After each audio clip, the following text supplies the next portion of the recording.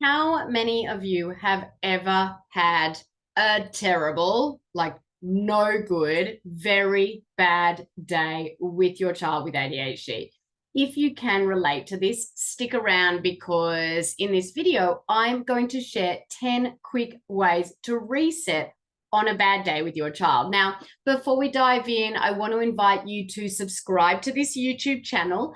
Doing this will make sure that you don't miss any of my ADHD specific videos. Now let's get started. I think this is something we can all probably relate to, even those of us who don't have children with ADHD. Now, we all have challenging days with our kids, but the key to remember is just because you have a challenging moment does not mean the rest of the day has to be challenging. Today, I'm going to share some strategies you can use to help reset on days like these. Now, for any of you who don't already know me, I'm Dana Kay, a board certified holistic health and nutrition practitioner, and I specialize in working with families of children with ADHD all across the USA, helping them to naturally reduce those challenging ADHD symptoms. Now, a few years ago, back when my son's ADHD symptoms were still going strong, before we learn how to reduce his symptoms naturally, I remember an especially challenging day. Now, my son, he seemed to wake up in a bad mood. He was whining, meltdown after meltdown, fit after fit. And then I made the mistake of going to the grocery store. As you can imagine, it did not go very well. And that trip ended with me having to carry him out of the store, and he was kicking and screaming, and people were staring, and I was on the verge of tears. And we finally made it to the car after what felt like hours and hours. And that's when the tears began to roll down my cheeks. And I remember thinking that life wasn't supposed to be so difficult. I remember comparing my son to the other children I had seen in the store and wondering why he couldn't ever seem to behave in public. And I blamed him. And that's hard to say. And I blamed myself. And today I wanted to hop on here and share 10 quick tips to help you reset on a bad day. Because the truth is, a bad morning does not have to ruin the rest of your day. It is possible to bounce back. So here are 10 ways to do it. Number one, get something to eat or drink. And no, I don't mean alcohol. Grab a snack for yourself and for your child. Sometimes something that they will like, so you don't have to deal with even more complaining. It's amazing how a full belly can really lift a spirit, but also it can help with blood sugar regulation. And if you've seen any of my other videos, I've told you that blood sugar dysregulation actually has very similar symptoms to ADHD. So get some food in their belly.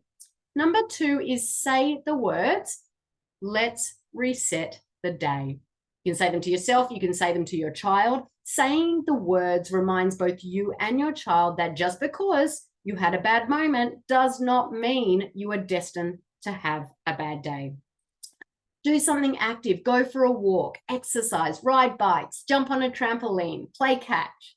Tip number 4 is take a break if possible. If you have a spouse or a family member or a friend that is able to take your child, even for just a few minutes, to give you a break, ask.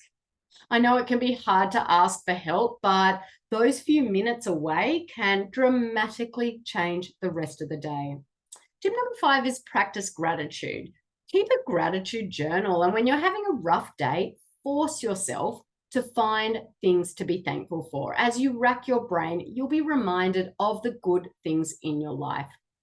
Tip number 6 is listen to music. Music is so powerful and can speak to your spirit in ways that few other things can. And if you like dancing, like me, blast some 80s music and dance and sing around the house. Tip number 7 is get a change of scenery. If you've been home all day, then leave that house. Go for a drive, go for a walk, go to the park. Change it up to improve everyone's moods. Or if you've been out and about all day, head on home and take a restful break. Wherever wasn't working, change it up by changing where you are. Tip number 8 is go outside. Like music, nature has a way of really calming us. And the number one happiness vitamin is vitamin D, which you can get from the sunshine outside. Tip number 9 is do something you enjoy. So often, parents put everyone else's needs above their own, especially us mums. But on hard days, especially, it's vital for us to take care of ourselves too. Sit down, read a book for 5 minutes, go for a hike, paint your nails, something that I really need to do right now. Call a friend. I know it can be really, really hard sometimes to get even 5 minutes away from your child, but at least try. Set a timer and tell your kids you'll be available to them when the timer goes off.